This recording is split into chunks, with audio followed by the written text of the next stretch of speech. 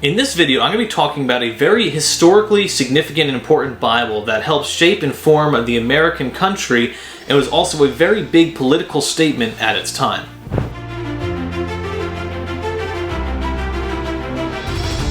So the Bible I'm about to tell you about is a very historically significant Bible. But before I tell you exactly what translation or what version of the Bible this is, I believe some background and history will be really helpful to get a better picture, a better understanding of what's going on for the big political statement that this Bible made. You're also going to want to stick it out for the full video because at the end I'll give you a very interesting historical figure who used the particular Bible in his writings more than any other version of the Bible, and it might not be the person that you expect. So of course, watch out to the end for that, and also check out the close-up shots. You can see this in a lot of detail, and it's really just a beautiful and interesting item.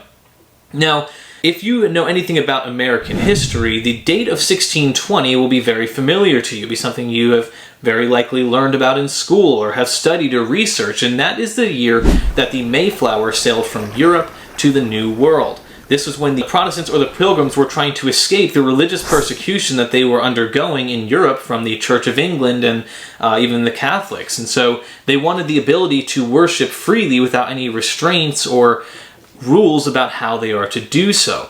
And so, of course, the Pilgrims get on the Mayflower. That's not the main reason that they look for the New World, but is one major reason that they did so. And so they get on the Mayflower, they sail over to the Americas, and they create and start settlements there. Now, there was a specific Bible that was brought over on the Mayflower. It's the very first Bible to ever enter American soil. And it is none other than the 1560 Geneva Bible. This is a first edition Geneva Bible here, printed in the year 1560. Now, this isn't the specific or exact Bible that was on the Mayflower. Unfortunately, that particular Bible has been lost to history. But this is nonetheless a first edition Geneva Bible.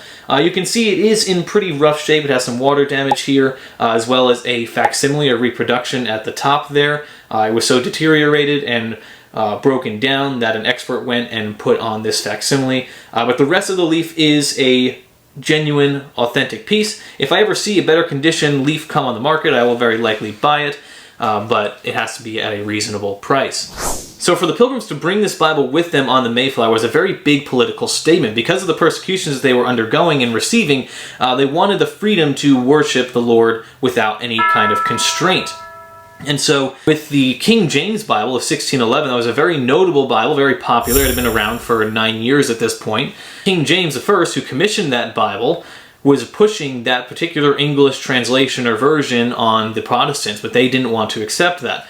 And so for them to bring the 1560 Geneva Bible on the Mayflower and not the King James from 1611 or the 1568 Bishop's Bible or the 1539 Great Bible, for them to bring this specific Bible was very intentional and a very big statement, a very bold statement about their desire to have religious freedom. And so that is one of the main things, one of the main foundational truths of this country, America, that they wanted to have the ability to worship freely without the government telling them how and when and what they're supposed to worship. So a very big and important statement that was being made there.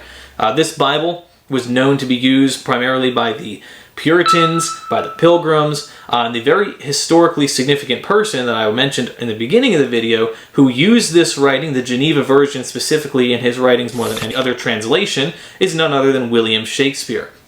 And it might come as a surprise to some of you, but Shakespeare did quote the Bible or quote scripture in his plays often, and he used the Geneva version of the Bible more than any other version. So it's a very interesting Bible, a very, again, historically significant one.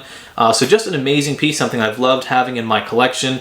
If you haven't done so, subscribe to the channel so you don't miss out on new videos like this. I also do the YouTube Shorts every other day where I talk about different Bible stories or different historical events and then tie them into the specific item that I'm showing in the video. So you'll want to subscribe so you can check those out and see what the new videos are. Check out the close-up shots, and I'll see you guys in the next video.